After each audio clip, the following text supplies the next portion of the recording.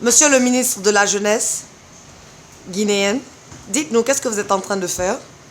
On prépare les documents que nous allons distribuer demain en marge de l'Assemblée générale des Nations Unies pour le SAID qu'on organise pour la mobilisation des ressources pour les jeunes de Guinée. D'accord, donc parlez-nous de la journée de demain. Pourquoi est-il si importante pour la Guinée? Alors, demain, comme vous le savez, l'année dernière, lors du sommet des chefs d'État pour la relance économique des pays qui ont été affectés par Ebola, des promesses ont été faites aux 3 pays qui ont été touchés par Ebola. Donc, de les accompagner dans leur relance économique. Et donc, pour le cas de la Guinée, 714 millions de dollars ont été promis à la Guinée. Et les questions, pour pouvoir capitaliser et bénéficier de ces retombées, il fallait d'abord bâtir un programme cohérent et un fonds de relance, un mécanisme financier permettant de capitaliser sur ces financements. Et pendant une année, sur l'instruction du chef de l'État, c'est ce que nous avons fait.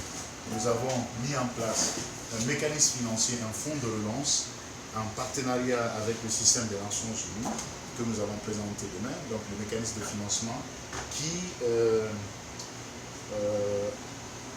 est un mécanisme qui crée la transparence nécessaire, qui met en place la transparence qui est fondamentale pour pouvoir avoir les partenaires qui pourront nous accompagner dans la mobilisation des ressources.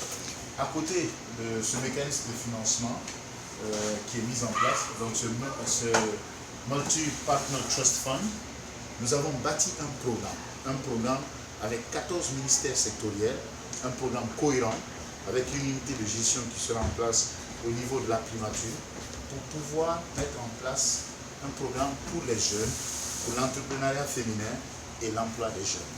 Et donc demain, essentiellement, nous allons faire une réunion technique de haut niveau avec les partenaires au développement, avec les pays qui se sont engagés pour accompagner la Guinée, pour présenter non seulement le fonds de relance, mais aussi présenter le programme entrepreneuriat féminin et emploi des jeunes. Et ce sera une première étape d'un processus de mobilisation de fonds. Et après la réunion technique, le président de la République, en compagnie du Premier ministre belge, donneront une conférence de presse pour annoncer les prochaines étapes de mobilisation de financement. Et donc, monsieur le ministre, là sur la table, vous avez différents projets qui concernent la jeunesse guinéenne, n'est-ce pas? Oui. Pouvez-vous nous parler de quelques-uns de ces projets que vous avez là, que vous êtes en train de mettre en ordre?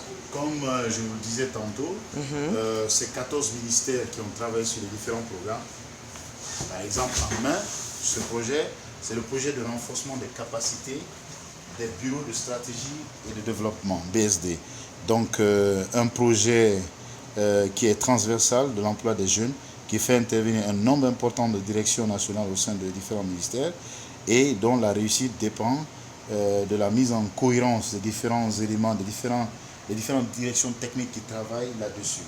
Là, si vous voulez, les activités qui sont attendues, c'est d'abord l'élaboration de thèmes de référence et recrutement des cabinets de consultants, l'organisation des ateliers de formation, l'élaboration de cahiers de charges et recrutement, la réalisation de bases de données, formation à son utilisation et les coûts. Donc chaque projet, fiche de projet, d'abord on présente la description du projet, on présente les résultats qui sont attendus, le pourquoi c'est important, les activités de ce projet, les composantes et les coûts qui vont avec ce projet. Donc au niveau de la jeunesse, vous avez combien de projets prévus? Au total, nous avons 32 projets qui font l'ensemble de ce programme. Et nous allons aux participants remettre des fiches de projet à tous les participants, leur présenter exactement comment nous souhaitons accompagner l'insertion socio-économique. Ok, donc en parlant de projet, parlons de votre fameux projet Un tailleur, une machine, un slogan qui a fait jaser. Vous avez entendu, il y a eu plein de mimes, une vache, un veau, une femme, un homme. Et le plus marrant d'ailleurs, c'était un bébé, un biberon. Alors ça m'a fait mal. Hein? Mais oui, est-ce que vous êtes, d'où est-ce que vous êtes? Mais vous voyez, ça vous fait vous rire. Même moi, ça me faisait rire. Alors, d'abord, un bébé. Un bébé. Un biberon. Je vous assure, quand j'ai vu ma caricature avec un bébé à côté et un biberon à côté, j'ai éclaté de rire. Même mes enfants en rigolaient aussi. Et mon épouse est venue me dire après qu'elle entendait que ses amis l'appelaient pour une vache, un veau. Ah, c'est extraordinaire. Donc, d'où l'idée? Donc, l'idée d'abord du programme, du projet Intarem, une machine, est née du constat que nous avons fait que les boubous, par exemple la tenue traditionnelle que je porte aujourd'hui, a été, je dirais, malheureusement achetée au Sénégal. Et comme vous le savez, nous avons principalement deux fêtes que nous célébrons chaque année, Tabaski et Ramadan. Nous nous sommes dit qu'en moyenne, le Guinéen débourse 2 millions par tenue par fête, donc 4 millions l'année. Et les 4 millions l'année, si nous prenons sur une population d'environ 11 à 12 millions de personnes, si nous prenons 100 000 personnes qui achètent des tenues chaque année, vous avez environ 400, je dis bien 400 milliards qui sortent de notre économie chaque année, sans que non seulement ça ne participe à la croissance économique, mais ça ne profite non plus à notre économie. Donc nous nous sommes dit, quelles sont les causes réelles de cette, je dirais, de cet engouement qui fait que les gens vont acheter les tenues ailleurs? Nous nous sommes dit, certainement, c'est parce que nos couturiers n'ont pas les qualifications nécessaires. Un. Deuxièmement, peut-être parce qu'ils n'ont pas les machines de dernière génération leur permettant de faire des motifs qui aujourd'hui sont nécessaires à, en tout cas qui répondent aux exigences d'une clientèle qui a encore besoin des choses extrêmement intéressantes. Donc nous allons investir avec nos partenaires sénégalais qui ont déjà développé ce concept au Sénégal, parce que c'est un concept, je rappelle, qui existe déjà au Sénégal, qui a fait ses preuves au Sénégal, avec les partenaires sénégalais, ça a très bien marché. Nous nous sommes dit, avec ces mêmes partenaires, que nous allons développer le même concept en Guinée. Et c'est ce que nous avons fait avec ça, l'industrie, qui est d'abord le concepteur d'un tailleur une machine que nous avons invité en Guinée. Nous avons mis en place deux projets et le projet qui consiste aujourd'hui à mettre en place un centre d'apprentissage et d'incubation des métiers de la confection.